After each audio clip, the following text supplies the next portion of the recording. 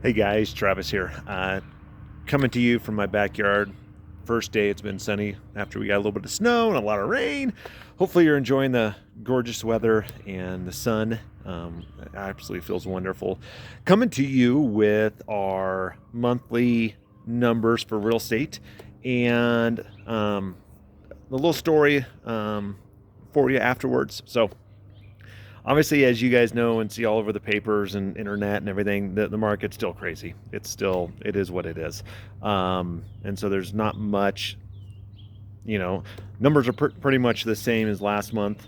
Um, listings, new listings were down 62% from last year.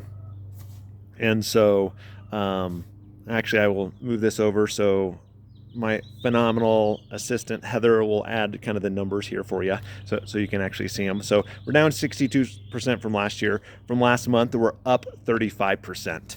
So closed homes were up 28% from last year. We're down 2.8 from last month. Average closed price, we're up 24% from last year, and we're up 6.19% from last month. That was the average. The medium is up 19.55 from last year, 5.2 from last month. Average days on the market were down 38% from last year. So, it is what it is. The difference between attached homes and residential homes. Attached homes actually made up some ground from last month. There was a big difference between last month between the average sales price between a single family home and an attached home. So they actually made up some ground. Its average up is 17% from last year, 7% for the month. So which is good. It needed to do that a little bit. So it's still a crazy. We're still putting a big focus on listings right now, and so we're getting quite a few. So we just thank you so much for that. Thank you for your trust. Thank you for your referrals. They mean the world to us. So I greatly appreciate that.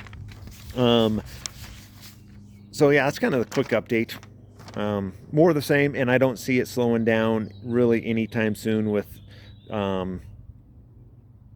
all the numbers we're seeing. So it's going to be kind of the new normal for the most part. So, but if you have questions on that, feel free to call. Also, a lot of you probably received a notice from the county on your taxes. If you want to fight that, shoot me an email and we can send you comps to use.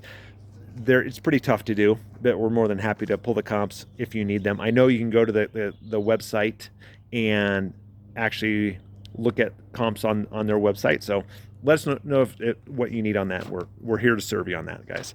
So the quick little story is, I was actually out of town last week, went to Arizona for a conference. It was amazing to kind of be back to somewhat normal, seeing lots of people. These are agents from all over the U.S.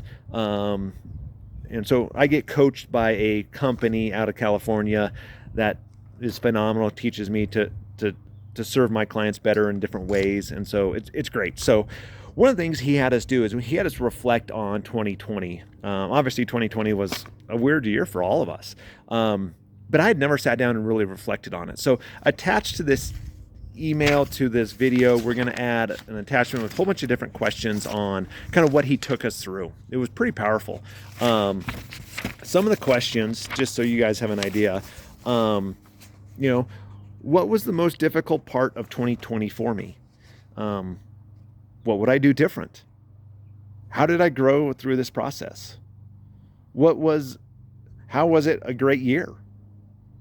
What did I learn about myself? What patterns showed up? And there's a couple others. And then one thing for me is that I realized what would I do different is I would risk a little bit more. I would risk love. I didn't do a couple things because I was kind of scared of what people would think. And looking back, it was a mistake. I didn't do what I should have done at the times I should have done them. So that was kind of my big takeaway from the week of being away from the business, away from family, is that I need to risk more in my general life. I'm pretty set. I like structure. And so for me, I got out of the week. I said, I just need a risk. And it's calculated risks. I'm not just going out to go, woohoo.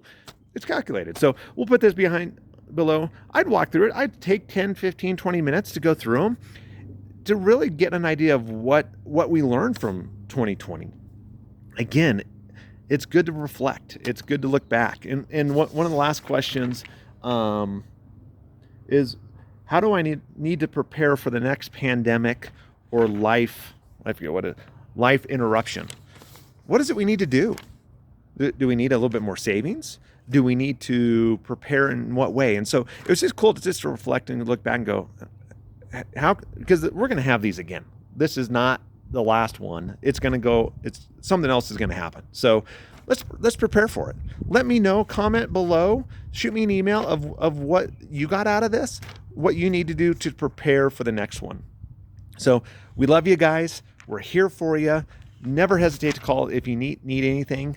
And obviously, we are never too busy if you hear of somebody looking at selling, whether it's neighbors or friends, people at work who need somebody to be on their side, to have the hard conversations with them, and to tell the truth. We're here. So again, we love you guys. Never hesitate to call, but also wanted to do a quick shout out to my assistant, Heather. If you haven't dealt with Heather yet, she's a rock star. So if you can't get a hold of me, you will love dealing with her. She's just all over it. So I just want to give a shout out to her. If you need anything, we're here for you. Thanks, guys. Talk to you later.